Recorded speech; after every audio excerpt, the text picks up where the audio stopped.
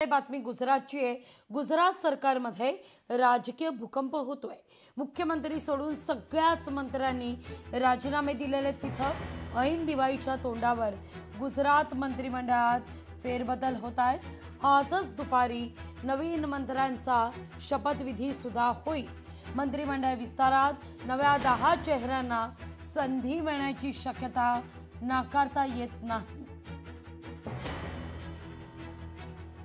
त्यांच्या पक्षानं काही बदल करायचं ठरवलं असेल। खरं म्हणजे हे असे बदल महाराष्ट्रात आवश्यक आहेत। महाराष्ट्रामध्ये इतके भ्रष्टाचारी मंत्री बसलेले आहेत, त्यांच्या भ्रष्टाचाराला खतपाणी घातलं जात आहे आणि मुख्यमंत्री हतबल आहेत। अशा प्रकारची पत्ते पिसण्याचं काम जर महाराष्ट्रात झालं तर त्याचं महाराष्ट्र स्वागत करेल।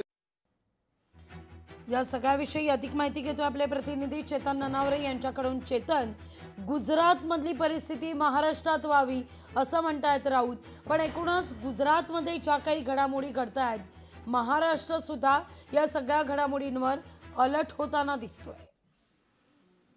निश्चितपणे लागवी, कारण एकंदरीत आपण पाहत असो की एक संपूर्ण देशामध्ये एक नवा मेसेज आता पुन्हा एकदा भाजपने दिलेला आहे। कारण संपूर्ण मंत्रिमंडळाचा राजीनामा घेत आता हे मंत्रिमंडळ शफल करण्याचा हा निर्णय घेण्यात आलेला आहे। आज सकाळी आचार्य देवव्रत जे राज्यपाल आहेत गुजरातचे आणि महाराष्ट्राचे, त्यांच्या उपस्थितीमध्ये एकंदरीत हा शपथविधी सकाळी 11:30 वाजता पार पडणार आहे। मात्र दरम्यान स्वतः केंद्रीय गृहमंत्री अमित शहा आणि भाजपचे राष्ट्रीय अध्यक्ष जे.पी. नड्डा हे दोघेही जण या शपथविधीसाठी उपस्थित राहिलेले पाहायला मिळू शकतात।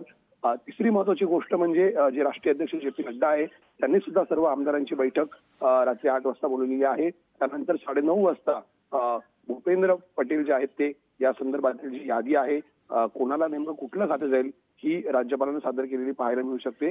सध्या तरी जे कॅबिनेट मंत्री आहेत त्यांच्यामध्ये हर्ष संघवी असतील आणि ऋषिकेश पटेल असतील, या दोघांना पुन्हा कॅबिनेटमध्ये संधी मिळण्याची शक्यता वर्तवली जाते। या उलट क्रिकेटपटू रवींद्र जडेजाची जी पत्नी आहे रेबेका जडेजा, जिला नुकतंच विधानसभेमध्ये विजय मिळालेला होता, तिची राज्य मंत्रिपदावर वर्णी लागू शकते। विशेष करून विकासात्मक कामासाठी तरुण चेहरे देण्याचा विचार मांडत भाजपने हा बदल केल्याचं म्हटलेलं आहे। परिणामी आता संपूर्ण देशामध्ये यामुळे एकच खळबळ माजलेली होती आणि एक मेसेज गेलेला आहे की जर तुम्हाला मंत्रिपद मिळालं असतं तरी ते 5 वर्षासाठी आता कायम राहणार नाहीये, तुमच्या परफॉर्मन्सनुसार तुम्हाला यापुढे संधी दिली जाईल। हा एक स्ट्रॉंग मेसेज भाजपने दिल्याचं पाहायला मिळतं लागली। अगदी त्यामुळे कामा वाचून पर्याय नाही, खरं तर असाच मेसेज देण्याचा भाजपचा हा प्रयत्न आहे। चेतन, तुर्तास धन्यवाद तुम्ही दिलेल्या एकूणच या सविस्तर माहिती करता।